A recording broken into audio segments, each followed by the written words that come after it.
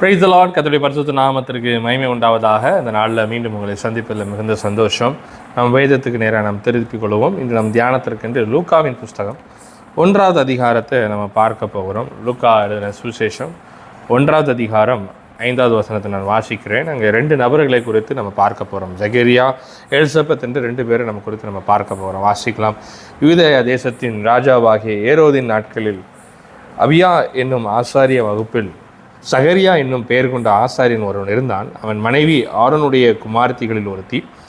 அவர் பெயர் எலிசபெத் என்று வேதம் சொல்லுது. 2 பேருமே ஆசாரிய கோத்திரத்தில் வழியாக வந்தவர்கள். தேவனால் நியமிக்கப்பட்டதான ஒரு கோத்திரம். லேவி கோத்திரத்தை கர்த்தர் அவருக்கென்று பிரித்தெடுத்துக் கொள்கிறார். அதிலே ஆரோனுடைய குடும்பத்தை அவர் தனக்கென்று தெரிந்து கொள்ளப்பட்டார். 2 பேருமே இவர்கள் தெரிந்து கொள்ளப்பட்டதான ஆசாரிய கோத்திரத்திலிருந்து வந்தவர்கள். இன்னும் சொல்லப்போனால் ஆரோனுடைய கோத்திரத்திலிருந்து அவர்கள் என்ன செஞ்சார்கள், வந்தார்கள் என்று சொல்லப்படுகிறது. அப்படி இருக்கும் பொழுது இவர்கள் எல்லாவற்றிலும் அடுத்த வசனத்தை பார்த்தீங்கன்னா, அவர்கள் இருவரும் கர்த்தருடைய சகல கற்பனையின்படியும் நியமங்களின்படியும் குற்றமற்றவர்களாய் நடந்து தேவனுக்கு முன்பாக நீதி உள்ளவர்களாய் இருந்தார்கள். அப்படின்னா என்ன? தேவன் சொன்ன எல்லா கற்பனைகளையும் கட்டளைகளையும் அவர்கள் கை கொள்ளுகிறவர்களாய் எல்லா வகையத்திலையும் நீதி உள்ளவர்களாய் இருந்தார்கள். அப்போஸ்தலனாகிய பவுல் சொல்வதை போல, நான் நியாயப்பிரமாணத்தின்படி குற்றம் சாட்டப்படாதவனாய் இருக்கிறேன் என்று சொல்லுகிறார். கிறிஸ்து இயேசுவை பார்க்கிறோம், அவர் எல்லாவற்றையும் நிறைவேற்றவே வந்தேன் என்று சொல்லுகிறார். அப்போது இதையெல்லாம் நம்ம பார்க்கும் பொழுது இவர்கள் நீதிமான்களாக இருந்தார்கள். எல்லாவற்றிலும் கர்த்தருக்கு உகந்ததான காரியத்தை செய்கிறார்கள். தேவனுக்கு முன்பதாக குற்றமற்றவர்களாக இருக்கிறார்கள். யோபை குறித்து பார்க்கும் பொழுது கர்த்தர் அவன் நீதிமான் என்று சொல்வதை போல இங்கேயும் வேதம் அவர்களை அப்படித்தான் சொல்கிறது. நீதிமான்களாக இருந்தார்கள். ஒரு காரியத்திலும் கூட அவர்கள் குறைவில்லாதபடி சகலத்தையும் அவர்கள் என்ன செஞ்சார்களாம், நிறைவேற்றி வந்தார்கள் என்று வேதம் என்ன செய்கிறது சொல்லுகிறது. முன்பாக நீதி உள்ளவர்களாக இருந்தார்கள் என்று சொல்லப்படுகிறது. அப்படி இருந்தும் அவர்களிடத்தில் ஒரு குறை காணப்படுகிறது. என்ன அப்படின்னா, எலிசபெத் மறடியாக இருந்தபடியினால் அவர்களுக்கு பிள்ளை இல்லாதிருந்தது. இருவரும் வயது சென்றவர்களாக என்ன செஞ்சார்கள், காணப்பட்டார் என்று சொல்லப்படுகிறது. ஆம், இவர்கள் 2 பேருமே நீதிமான் தான், 2 பேருமே ஆசாரிய கோத்தம் தான். ஆனாலும் இவர்களுக்கு ஒரு குறை என்ன செய்தனா இருக்கிறது. ஆனால் இந்த குறையின் மத்தியிலையும் கர்த்தருக்கு எந்த குறையும் வைக்காதபடி காரியங்களையும் செய்கிறார்கள். அதைத்தான் நம்ம கவனிக்க வேண்டியது இருக்கிறது. நம்ம இந்த நாட்களில் விசுவாச ஓட்டத்தில் ஓடும் பொழுது தேவனிடத்தில் நாம் சில காரியங்களை நம்ம ஜெபிக்கிறோம், சில காரியங்களை நம்ம பெற்றுக்கொள்ளும், சில காரியங்களை பெற்றுக்கொள்ளாமல் அது தடைபடுகிறது, இல்லை என்றால் அது தள்ளி போகிறதாய் காணப்படுகிறது. அப்படி இருக்கிற சமயத்தில் நம்ம என்ன செய்கிறோம்னு சொன்னால், கர்த்தரை விட்டு நம்ம சில வேளையில் தூரமாய் போகிறோம். ஏன் ஜெபிக்க வேண்டும், ஏன் வேதம் வாசிக்க வேண்டும் என்றதான ஒரு தூரமான போகிற ஒரு காரியம் காணப்படுது. ஆனால் இவர்களும் அப்படி அல்ல. எலிசபெத்து அப்படி அல்ல. அப்புறம் பார்த்தீங்கன்னா சகரியாவும் அப்படி அல்ல. 2 பேரும் எல்லா வகையிலையும் அவர்கள் நேர்த்தியாய் செய்து வருகிறார்கள். அவர்களுக்கு குறைவுகள் இருந்தால் கூட வேதம் சொல்கிறது அன்னாளின் கர்ப்பத்தை கர்த்தர் அடைத்தார் அப்படின்னு சொல்லப்படுகிறது. அப்புறம் இந்த வசனத்தை நீங்கள் தொடர்ந்து பார்க்கும் பொழுது கூட அவருடைய வாழ்க்கையில் கர்த்தர் அந்த ஆசீர்வாதத்தை யோவான் ஸ்நானகன் என்ன செய்கிறார், கொடுக்கிறத பார்க்க முடியாது. அப்போ கர்த்தர் இதை நிறுத்தி வைத்திருக்கிறார் என்று நம்ம என்ன செய்யலாம், எடுத்துக்கொள்ளலாம். ஆனால் இதை அவர்கள் பொருட்டாக பார்க்காதபடி எந்த வகையிலும் கர்த்தருக்கு அவர்கள் என்ன செஞ்சார்களாம், எல்லா காரியங்களும் செய்து வருகிறத என்ன செய்ய முடியுது, பார்க்க முடியுது. உதாரணத்துக்கு லூக்காவின் புஸ்தகம் 1:8-9 சொல்லுகிறது, அப்படி இருக்க எப்படி இருக்க இவைகள் எல்லான்படி அவர்கள் நடந்தும் குறை உள்ளவர்களாக இருந்தும் அவன் தன் ஆசாரிய வகுப்பின் முறைப்படி தேவ சந்நிதியிலே ஆசாரிய ஊழியம் செய்வதற்கு காலத்தில் ஆசாரிய ஊழியம் முறைவின்படி அவன் தேவாலயத்துக்கு பிரவேசித்து தூபம் காட்ட சீட்டு பெற்றான் என்று வேதம் சொல்கிறது. இப்போ இவன் போய் தூபம் காட்டுவதற்கு கர்த்தர் இவன் என்ன செஞ்சிருக்காருன்னா நியமங்களை வைத்திருக்கிறாரு. உள்ளுக்கு போய் இப்படிப்பட்ட காரியங்கள் செய்வது எளிதான காரியம் அல்ல. நியாயப்பிரமாணத்தின் நாட்களில் பார்க்கும்பொழுது எல்லாரும் மகா பரிசுத்த ஸ்தலத்திற்குள்ளாக போக முடியாது. தேவனுக்கு தூபம் காட்டுகிறதான ஒரு சூழ்நிலை எங்கே என்ன செய்யறதுனா காணப்படாது. ஆனால் இவனுக்கு சீட்டு போட்டு என்ன செய்கிறான், உள்ளே போகிறான். இதில் ஒரு காரியத்தை நம்ம கவனித்து கொள்ள வேண்டும். என்ன அப்படின்னா, அங்கே சொல்லப்படும் பொழுது 10ஆம் வசனம் வாசிக்கும் பொழுது, தூபம் காட்டுகிற வேளையில் ஜனங்கள் எல்லாரும் கூட்டமாய் வெளியே ஜெபம் பண்ணி கொண்டிருந்தார்கள். ஜனங்கள் வெளியே இருக்கிறாங்க. ஆனால் ஆசாரியர் வகுப்பில் வருகிறதான இந்த சகரியாவோ உள்ளே தேவனுக்கு முன்பதாக மகா பரிசுத்த ஸ்தலத்துக்கு முன்பதாக தூபம் காட்டுகிறனா என்ன செஞ்சான், காணப்படுகிறத என்ன செய்ய முடியுதுன்னு பார்க்க முடிகிறது.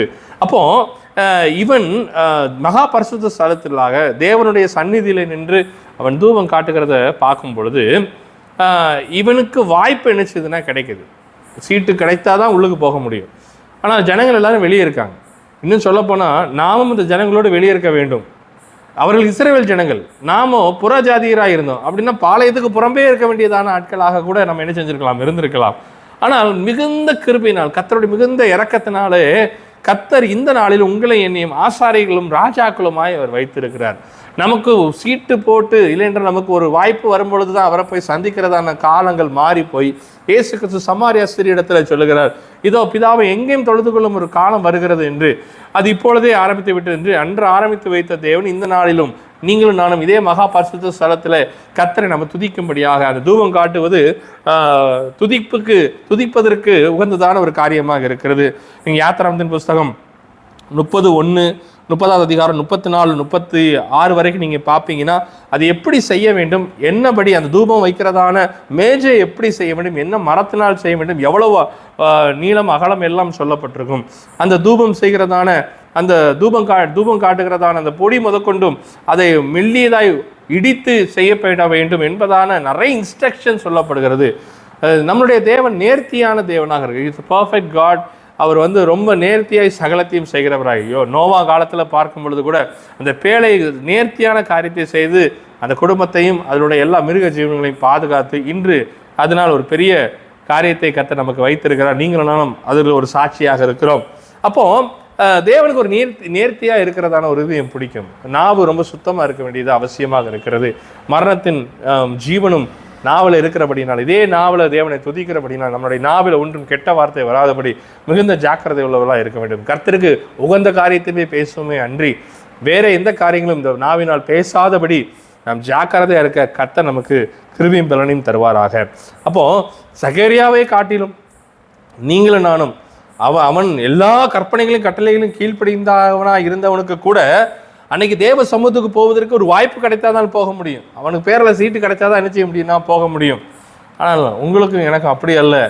தேவன் மிகுந்த கிருபையினாலும் வேதம் சொல்லுகிறதை போல நீங்கள் கிரயத்துக்கு கொல்லப்பட்டீர்கள். எப்படி வெள்ளினாலும் பொன்னினாலும் அல்ல, வெளியேறப்பட்ட ஆட்டுக்குட்டியின் இரத்தத்தினாலே நீங்கள் கொல்லப்பட்டீர்கள் என்று வேதம் சொல்லுகிறது. ஆம், கிரயத்துக்கு நம்ம வாங்கப்பட்டிருக்கிறோம். நாம் அவருக்கே சொந்தமாக என்ன செய்கிறோம் இருக்கிறோம். 10ஆம் வசனத்தை பார்க்குறோம், எல்லா ஜனங்களும் வெளியே இருக்கிறாங்க. இவரோ அவர் தேவனுக்கு முன்பதாக ஊழியம் செய்து கொண்டிருக்கிறார்.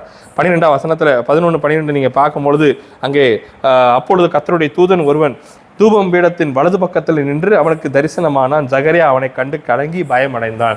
அப்போ தேவ தூதன் இறங்க அவனுக்கு தரிசனம் கொடுக்குற அளவுக்கு அவனுடைய காரியங்கள் காணப்பட்டது. யோவான் ஸ்நானகன் என்று நமக்கு எல்லாருக்கும் தெரியும், வழியை ஆயத்தப்படுத்துகிறவன்.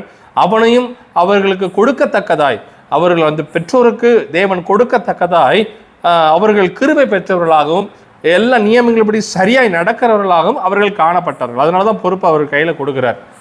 அன்னை மரியாள் எடுத்துக்கிட்டாலும் சரி, இயேசுவின் தாயாரை நீங்கள் எடுத்துக்கிட்டாலும் சரி, அவர்களுக்கும் அப்படித்தான் அவர்கள் இடத்துல பொறுப்பு என்ன செய்யப்படுதுன்னா கொடுக்கப்படுகிறது. அப்போ இன்னைக்கு சகரியாவை காட்டிலும் நாம் இன்னும் நீதிமானாய் வாழ்வதற்கே கர்த்தர் கிறிஸ்து நமக்காக மரித்தார். விசுவாசத்தினாலே அது என்ன செய்யப்படுகிறதுனா நிறைவேற்றப்படுகிறது. அப்போ சகரியாவை காட்டிலும் நாம் இன்னும் அதிகமான ஒரு பாக்கியம் உள்ளவர்களாக என்ன செய்கிறோம் இருக்கிறோம். அங்கே பார்க்குறோம், நீங்கள் சகரியாவுக்கு மட்டும் இல்லை, மத்தேயு 1:20 ஆதியாகமம் 16:7 பார்க்கும்போது அங்கே யோசேப்பு மரியாளுடைய கணவருக்கு என்ன செய்யுதுன்னா தரிசனம் கிடைக்கிறது, ஆகாருக்கு தரிசனம் கிடைக்கிறது.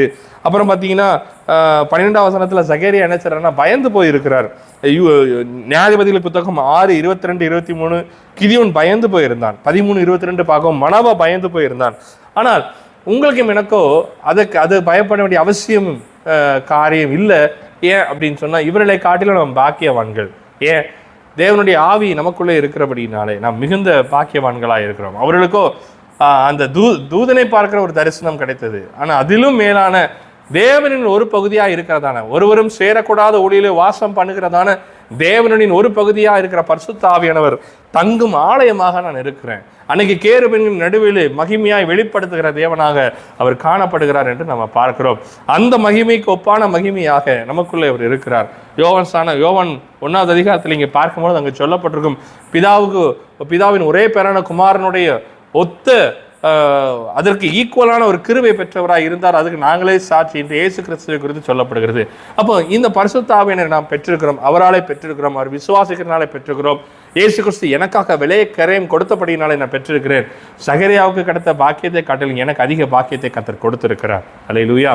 அப்போ நான் தேவனை இன்னும் அதிகமாய் தேடணும். எரேமியா 23:13 சொல்லும்போது 13 சொல்லப்பட்டபடியே நான் கர்த்தரை இன்னும் அதிகமாக என்ன செய்யணும் தேடும் பொழுது தேடுகையில் அவரை நான் என்ன செய்ய முடியும், நான் கண்டுபிடிக்க முடியும் என்று வேதம் சொல்கிறது. எனக்கு அருமையான தேவனுடைய பிள்ளையே, 1:15 நான் தொடர்ந்து வாசிக்கலாம். அவன் கர்த்தருக்கு முன்பாக பெரியவனாக இருப்பான், திராட்சை மதுவும் குடியான், தன் தாயின் வயிற்றில் இருக்கும்போதே பரிசுத்த ஆவியினால் நிரப்பப்பட்டிருப்பான் என்று சொல்லப்படுகிறது. இங்கே நசரேன் விரதத்தை குறித்து சொல்லப்படுகிறது. நசரேன் விரதங்கிறது கொஞ்ச நாள் சில பேர் எடுப்பாங்க. இஸ்ரேல் கோத்திரத்தில் நீங்கள் பார்ப்பீங்க அப்படின்னா, என்னாகமத்தின் புஸ்தகம் 6:1-4 வரைக்கும் நீங்கள் பார்ப்பீங்க அப்படின்னா கொஞ்சம் காலம் எடுப்பார்கள்.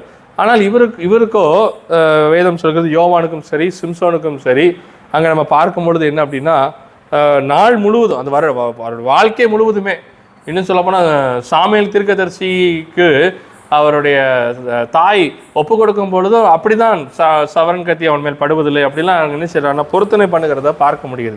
அப்போ இவர்கள் எல்லாரும் ஏதோ ஒரு காலம் மட்டும் ஒரு 40 நாள் உபவாசம் இருந்தோம், ஜெபம் பண்ணோம், கத்திரிக்காய் இதை நான் பொருத்தனை பண்ண ஒரு காரியத்தை பண்ணுங்கிறது அல்ல, வாழ்க்கை முழுவதுமே தேவனுக்காக அர்ப்பணிக்கப்பட்டதான காரியத்தை காணப்படுகிறது. அப்போ இப்படிப்பட்ட ஒரு மகத்தான பிள்ளைகளை கர்த்தர் சகரியாவுக்கு என்ன செய்கிறாருன்னா கொடுக்கிறார். அப்போ இவர்கள் நீதிமானாய் நடக்கிறார்கள். எலிசபெத்து நீதிமானாய் நடக்கிறாங்க. குறைகள் மத்தியிலும் வயது சென்று போனார்கள் கூட அவர்கள் என்ன செய்கிறார்கள் என்றால் கர்த்தர் அப்படியே பிடித்து கொள்கிறார்கள். ஆனாலும் கூட இதெல்லாம் அவங்க நினச்சிட்டாங்க வாழ்க்கையில் அவ்வளோதான் அப்படின்னு நினச்சிட்டாங்க. சில பேர் நம்மளும் அப்படி தான் நினைக்கிறோம், வாழ்க்கை இதோட முடிஞ்சு போச்சு, நம்ம ஒன்றும் கிடையாது, கர்த்தர் இனிமேல் எப்படி அதை போட்டு உயிர்ப்பிப்பாரோ அப்படி போவோம், போகிற வரைக்கும் போகட்டும் அப்படின்னு நம்ம நினைக்கிறோம். அப்படி அல்ல தேவனுடைய பிள்ளையே. தேவன் சித்தத்தின்படியே அதனதன் நாட்களில் கர்த்தர் நேர்த்தியாய் செய்கிற தேவன். தேவனை தேடுவர்களுக்கு ஒரு நன்மையும் குறைவு விடாது.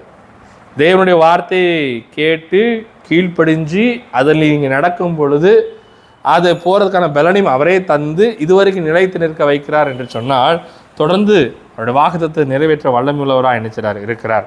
அடுத்து பார்த்தீங்கன்னா 18ஆம் வசனம் சொல்கிறது, அப்பொழுது சகரியா தேவதூதனை நோக்கி, இதை நான் எதனால் அறிவேன், நான் கிழவனாக இருக்கிறேன், என் மனைவியோ வயது சென்றவளாக இருக்கிறான் என்று சொல்கிறார்.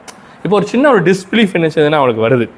ஆதியாகமம் 17:17-18, ஆதியாகமம் 18:9-12 நீங்கள் பார்க்கும் பொழுது ஆபிரகாமுக்கும் சாராவுக்கும் கூட ஒரு ஒரு டிஸ்பிலீஃப் என்ன செய்யுதுன்னா ஒரு அவவிசுவாசம் சற்று வருகிறது. 2 பேருமே நகைக்கிறாங்க. அந்த இடத்துல பார்த்தீங்கன்னா ஆபிரகாமும் நகைக்கிறாங்க, சாராலும் என்ன செய்கிறாங்க நகைக்கிறாங்க. அப்புறம் பார்த்தீங்கன்னா ஆனாலும் மோசையும் ஆரோனும் கொடுத்த வேதம் சொல்கிறது, என்னாகமம் 20:12 சொல்லப்படுகிறது, தேவன் சொல்லுகிறார் மோசையும் ஆரோனை குறித்து. அவர்கள் அந்த இடத்துல மட்டும் என்ன செய்கிறாங்கன்னா அந்த விசுவாசத்தில் சற்று விலகி போகிறாங்க அப்படிங்கிறதுலாம் என்ன செய்கிறோம் பார்க்குறோம். கண்மலையை குறித்து பேசுவதற்கெல்லாம் அடித்து விட்டார்கள். அப்போ அது ஜனங்களால் உண்டானப்பட்டது. சில நேரம் ஜனங்களும் சூழ்நிலைகளும் சொசைட்டி கம்யூனிட்டி இது எல்லாம் நம்மளுடைய சூழ்நிலையை நம்மளை ப்ரெஷர் பண்ணுறதுக்கான வாய்ப்பு உண்டு. ஆனால் ஒன்று நீங்கள் கவனித்துக் கொள்ளணும், கர்த்தர் உங்களோடு கூட இருக்கிறார். அவரை மிஞ்சி ஒரு காரியமும் உங்கள் வாழ்க்கையில் தோற்று போவதே இல்லை. கர்த்தர் எதை செய்தாலும் உங்களுக்கு நன்மைக்காகவே செய்வார். ஆனால் நாம் செய்ய வேண்டியது செய்து கொண்டே இருக்கணும். தேவ சமூகத்தில் காத்திருக்குன்னா காத்திருக்கணும். உழைக்க காரியங்களில் மற்ற நம்முடைய பர்சனல் ஒர்க் எல்லாத்தையும் நம்ம செய்ய வேண்டியது செஞ்சு கொண்டே இருக்கணும். அதே சமயத்தில் கர்த்தர் செய்வாருங்கிற ஒரு விசுவாசம் நமக்கு வேண்டும். இந்த டிஸ்பிலீஃப் வந்துடக்கூடாது. ஒரு அவிசுவாசம் நம்மளோட வாழ்க்கையில் என்ன செஞ்சக்கூடாதுன்னா வந்துடக்கூடாது. ஏன் அப்படின்னா அந்த 19ஆம் வசனம் சொல்லுகிறது, தேவதூதன் அவனுக்கு பிரதியுத்தரமாக, நான் தேவ சந்நிதியில் நிற்கிற கபிரியேல் என்பவன், உன்னுடனே பேசவும் உனக்கு இந்த நற்செய்தியை அறிவிக்கவும் அனுப்பப்பட்டு வந்தேன். இதோ தகுந்த காலத்தில் நிறைவேற போகிற என் வார்த்தைகளை நீ விசுவாசியாதபடியினால் இவைகளை சம்பவிக்கும் நாள் மட்டும் நீ பேசக்கூடாமல் ஊமையாக இருப்பாய் என்றார். ஒருவேளை தேவதூதர்கள் அதனால தான் நம்மகிட்டலாம் வர்றது இல்லையான்னு தெரில. சகரியாவை பார்த்து தேவதூதர்கள் வந்து பேசணும்னா நம்பலை, உடனே அவனுக்கு ஒரு ஒரு பனிஷ்மெண்ட் மாதிரி என்ன செஞ்சிருது வந்துடுது. இஸ்ரவேல் ஜனங்களை அவர் கொண்டு போகும்பொழுது கூட அப்படி தான் சொல்லுவார், என் தூதரானவர் வருவார், அவர் இனிய மாதிரி பொறுமையாக இருக்க மாட்டார், அப்படிலாம் வேதத்தில் நிறைய விஷயங்கள் சொல்லப்பட்டிருக்கு. அப்போ சகரியாவுக்கு தேவதூதன் வந்து உடனே ஒரு பனிஷ்மெண்ட் கொடுத்த மாதிரி ஒருவேளை நமக்கும் கொடுக்கப்பட்டிருக்குன்னு சொன்னால் நம்மளுடைய வாழ்க்கையை நம்மளும் இந்த மாதிரி பேசிகிட்டு இருக்காமல் அமைதியாக ஒரு மௌனமான சூழ்நிலைக்கு போய்விடுமான்னு தெரியல. அப்போ தேவன் சொல்லுகிற வார்த்தைக்கு அப்படியே கீழ்ப்படுகிற ஒரு சுபாவம் வேணும். அவங்க எல்லா கற்பனைகளையும் கட்டளைகளையும் கீழ்ப்படுந்தது உண்மைதான். ஒரு மெட்டிகுலஸாக ரிலீஜியஸாக எல்லாம் செஞ்சுட்டு வந்தாங்க. ஆனால் விசுவாச ஓட்டத்தில் அவங்க ஓடி வரும் பொழுது சற்று தடுமாற்றம் இருக்குது. பேதுருவுக்கு கூட நல்லா ஓடி வந்தான். இயேசு கிறிஸ்து நான் தான் அப்படின்னு சொன்ன உடனே அந்த படகு நேரங்களில் தத்தளித்து கொண்டிருக்கும்போது எல்லா அப்போஸ்தலரும் சீஷர்களும் அமைதியாக இருக்கும்பொழுது இவங்க ஒருத்தன் மாத்திரம் நீரே என்றால் நானும் வருகிறேன்னு அவன் ஆரம்பிச்சிட்டான். ஸ்டார்டிங் சூப்பராக பண்ணிட்டான், இயேசு மாதிரியே நடக்க ஆரம்பிச்சிட்டான். ஆனால் அந்த கடலும் அந்த சீற்றமும் கொஞ்சம் பார்த்துட்டு, இந்த உலகத்தை பார்த்துட்டு, அந்த அந்த சூழ்நிலையை பார்த்துட்டு அவன் தாழ்ந்து போனான். அற்ப விசுவாசி என்று அவர் தூக்கி விடுகிறார். எனக்கு அருமையான தேவனுடைய பிள்ளையே, நாமும் விசுவாசத்தில் சற்று உறுதியாக இருக்க வேண்டியது அவசியமாக இருக்குது. ஏன் அப்படின்னா, இயேசு கிறிஸ்து பார்த்தீங்கன்னா மத்தேயு 14:31, மத்தேயு 17:17, யோவான் 20:25 இதெல்லாம் நீங்கள் பார்க்கும் பொழுது இந்த விசுவாசத்தை அவர்கள் குறைவாக இருக்கும் பொழுது அவர் கொஞ்சம் அதட்டுகிறதையும், தோமா குறித்து சொல்லும் பொழுது கூட நீ கண்டு விசுவாசிக்கிறாய், காணாது விசுவாசிக்கிறவர் ஜனங்கள் பாக்கியம் உள்ளவர்கள் என்று உங்களையும் என்னையை பார்த்து அவர் என்ன செய்கிறாருன்னா அவர் சொல்லுகிறார். அப்போ தேவனுக்கும் அந்த நம்பிக்கை விசுவாசம் நமக்கு அற்று போகாதபடி வேதம் சொல்லுவதை போல மேகம் போன்ற இத்தனை திரளான சாட்சிகள் நம்மை சூழ்ந்து கொண்டிருக்கிற பாரமான யாவத்தையும், நம்மை சுற்றி நெருக்கி நிற்கிற பாவத்தையும் உதறி தள்ளிவிட்டு விசுவாசத்தை துவக்குகிற முடிக்கிறோமாகிய கிறிஸ்துவை நோக்கி பொறுமையோடு நமக்கு நியமித்த ஓட்டத்தில் நம்ம பொறுமையோடு ஓட கடவமாக. கர்த்தர் நல்லவராக இருக்கிறார். அல்லேலூயா. அப்போ பாருங்க, ஜனங்கள் என்ன செஞ்சார்கள்? அவர் காத்து கொண்டிருந்தார். 1:21 சொல்லுகிறது, ஜனங்கள் சகரியாவுக்காய் காத்திருந்து அவர்கள் தேவ ஆலயத்தில் தாமதத்தினால் ஆச்சரியப்பட்டார்கள். எதுக்கு ஆச்சரியப்படுறாங்க அப்படின்னா, அவர் வெளியே வந்து அவர்களை பார்த்தீங்கன்னா ஆசீர்வதிக்கிறது ஒரு வழக்கமாக என்ன செஞ்சதுன்னா இருந்து வந்தது. அப்போ உள்ளேக்கு ஆசாரியன் போய் வந்து அப்புறம் தான் ஆசீர்வாதத்தை அவன் கூறுகிறான். அது கர்த்தர் கொடுத்தனால ஒரு கட்டளைகளாக என்ன செய்யுதுன்னா அவர் இருக்குது. உதாரணத்துக்கு என்னாமத்தின் புஸ்தகம் 6வது அதிகாரம் 24 முதல் 26 வரைக்கும் பார்த்தீங்கன்னா அங்கே ஒரு நியமகமாகவே கர்த்தர் என்ன செய்வார்னா அவர் சொல்லுகிறது என்ன செய்ய முடியுது, பார்க்க முடிகிறது. அதுக்கப்புறம் வந்து தான் அவர் எல்லா காரியத்தையும் அவங்க ஆசீர்வதிக்க முடியும். ஆனால் நீங்களும் நானும் அப்படி அல்ல. தேவ சமூகத்தில் நாம் இருக்கிறோம், தேவ சமூகம் நம்மோடு இருக்கிறது. அவருடைய பரிசுத்த ஆவியின் எனக்குள்ளே இருக்கிறார். நான் ஆசீர்வதிக்கப்பட்ட சந்ததி, நான் ஆசீர்வதிக்கப்பட்டு மற்றவர்களை ஆசீர்வதிக்கக்கூடியதான ஒரு ஆரோனை போல ஒரு ஆசாரியனாகவும் ராஜாவாகவும் கர்த்தர் உங்களை என்னை வைத்திருப்பது எவ்வளவு மேன்மையான விஷயம். குப்பையில் இருக்கிற கர்த்தர் பிரபுக்களோடு அமர வைக்கிறார். உங்களை என்னையும் உளையான சேற்றிலிருந்து கர்த்தர் தூக்கி எடுத்து மற்றவர்களை ஆசீர்வதிக்கத்தக்கதான ஒரு பெரிய காரியத்தை கர்த்தர், ரட்சிப்பை கர்த்தர் கொடுத்திருக்கிறார், மீட்பை கொடுத்திருக்கிறார். எனக்கு அருமையான தேவனுடைய பிள்ளையே, நாம் சற்று சகரியாவையும் எலிசபெத்தை மீண்டும் பார்க்கலாம். எல்லா குறைகள் எல்லா மத்தியிலும் அவங்களுக்கு கர்த்தர் பற்றி கொண்டே இருந்தாங்க. நமக்கு அவர் மேலே ஒரு பற்று தேடுதலும் இருந்துக்கிட்டே இருக்கட்டும். எந்த காரியத்தினாலும் அவன் கர்த்தரை தேடுறதில் விடவே இல்லை. தேடிக்கிட்டே இருந்தான், செஞ்சுக்கிட்டே இருந்தான். கொஞ்சம் விலகினம் இருந்துச்சு, விசுவாசத்தில் கொஞ்சம் குறைகள் இருந்துச்சு. ஆனால் அதன் மத்தியிலையும் தேவனை தேடி போக ஆரம்பித்தான். கர்த்தர் சொன்னபடியே அவனுக்கு எல்லா காரியத்தையும் என்ன செஞ்சார்னா அவர் ஜெயமாக்கி கர்த்தர் கொடுத்தார். கர்த்தர் இந்த நாளில் சொல்லப்படுகிறது பாருங்க. அதே லூக்கா நற்செய்தி நூல் 1வது அதிகாரம் 59, 60 வாசிக்கும் பொழுது அங்கே சொல்லப்படுகிறது. லூக்கா எழுதின நற்செய்தி நூல் 1வது அதிகாரம் 59 சொல்லுகிறது, 8ஆம் நாளிலே பிள்ளைக்கு விருத்த சேதனம் பண்ணும்படிக்கு அவர்கள் வந்து அதன் தகப்பனுடைய நாமத்தின்படி அதற்கு சகரியா என்று பெயரிட போனார்கள். அப்பொழுது அதன் தாய் அப்படி அல்ல, அதற்கு யோவான் என்று பெயரிட வேண்டும் என்றாள். 64ஆம் வசனம் சொல்கிறது, உடனே 63 சொல்கிறது, அவன் எழுத்து பலகையை கேட்டு வாங்கி இவன் பெயர் யோவான் என்று எழுதினான். எல்லாரும் ஆச்சரியப்பட்டார்கள். உடனே அவனுடைய வாய் திறக்கப்பட்டது, அவனுடைய நாவும் கட்டவிழ்க்கப்பட்டது, தேவனை ஸ்தோத்திரித்து பேசினான். பனிஷ்மெண்ட் முடிஞ்ச உடனே அவன் தேவனை துதிக்க ஆரம்பிச்சிட்டான். அப்போ அதில் என்னை இப்படி தண்டிச்சிட்டாரே அவன் நினைக்கல. நான் இவ்வளவு உண்மையாக இருந்தேன், ஆனால் ஏதோ ஒரு விசுவாசத்தில் குறையா இருந்தேன், இந்த கப்ரியேல் தூதனை வந்து என்னை வந்து நினைச்சிட்டேன், என்னைய தண்டிச்சிட்டானே அப்படி அவர் நினைக்கல. அவர் தன் தவற உணர்றாரு, தேவனிடத்தில் சரி செய்து கொள்கிறாரு, அவரை துதிக்கிறார். கட்ட அவிழ்த்த உடனே போய் பிள்ளையை பார்த்தான்னு போடலை, கட்ட அவிழ்த்த உடனே அங்கே சொல்லப்பட தேவனை துதித்தான். துதிக்கிற ஜனமே, யூதாவே எழுந்து துதி என்று வேதம் சொல்கிறது. உனக்கு கர்த்தர் பெரிய கிருபையை கொடுத்திருக்கிறார். பவுலும் சீலாவும் அவர்கள் சிறையில் இருக்கும்போது துதித்தார்கள். தேவனுக்கு துதிப்பது இன்பமானதாக இருக்கிறது. அவர் துதிகளின் மத்தியில் வாசம் செய்கிற தேவனாக இருக்கிறார். எனக்கு அருமையான தேவனுடைய பிள்ளை, அங்கே சொல்லப்பட்டது போல அதை வாசிக்கும் பொழுது ஒரு காரியம் தான் ஓடுகிறது. எழுத்து பலகை ஸ்லேட்டுக்கு வாங்கிக்கிட்டான், அதில் எழுதுனான் யோ வா அப்படின்னு எழுதும்போது அவன் பேச ஆரம்பிச்சிட்டான். நாமும் அவன் கர்த்தருக்கு ஒருவேளை அவனை தண்டித்ததே போல நம்மளையும் தண்டிப்பாருன்னா நாமும் ஊமையும் கையில் ஸ்லேட்டோட தான் இருக்க வேண்டியதாக இருக்கும். எத்தனை ஸ்லேட் இருப்போமோ அது வேற தெரில. எனக்கு அருமையான தேவனுடைய பிள்ளையை, கர்த்தர் இந்த நாட்களில் கிருபையின் நாட்களில் இருக்கிறோம். கிருபை நம் மீது அதிகமாய் பொழிந்து கொண்டிருக்கிறார். இந்த நாட்கள் நாம் மௌனமாக இராதபடி கர்த்தரை தேடுகிறதுல மிகுந்த ஜாக்கிரதையாய், இன்னும் உணர்வுள்ளவர்களாய், இன்னும் கர்த்தருக்காய் இன்னும் அநேக பெரிய காரியங்களை செய்ய விசுவாசத்தை துவக்கினதான கிறிஸ்துவை பொறுமையோடு உங்கள் ஓட்டத்தில் ஓடி முடிக்க கர்த்தர் உங்களுக்கு பலனையும் கிருபையும் தருவாராக. இந்த தேவனை எப்பொழுதும் துதிங்க, தேடுங்க. நீங்கள் தேடும் பொழுது அவர் கண்டடைவீங்க. தேடுகிற விதமாக நீங்கள் முழு இருதயத்தோடு நீங்கள் இறைமையாக அதை தான் பார்த்தோம். இறைமை 29:13 சொல்லுகிற முழு இருதயத்தோடு தேடுவீர்களானால் கண்டுபிடிப்பீர்கள். இவங்களுக்கு குறை இருந்தால் கூட முழு இருதயத்தோடு தேடினாங்க. எனக்கு அருமையான தேவனுடைய பிள்ளையே, நீங்கள் தேடுவீர்களா? தேடும் பொழுது கர்த்தர் உங்களுக்கு தென்படுகிறார், வார்த்தையினாலே போஷிக்கிறார், உங்களை ஆசீர்வதிக்கிறார், வாக்குத்தத்தங்களை கொடுக்கிறார், அதிலே நடத்த வைக்கிற அவர் கிருபை தருகிறார். அதன் மூலமாக அநேகரை நீங்கள் ஆசீர்வதிக்கத்தக்கதாய் கர்த்தர் உங்களுக்கு ஒரு பெரிய கிருபை உங்கள் நாவிலே வைத்திருக்கிறார். உங்கள் நாவு மிகவும் ஜாக்கிரதையாக இருப்பதாக. எப்பொழுதும் துதியும் அவருக்கு ஏற்ற மகிமையை நாவு செலுத்த கர்த்தர் கிருபை தருவாராக. கர்த்தர் தாமே உங்களை ஆசீர்வதிப்பாராக. ஆமென். God bless you.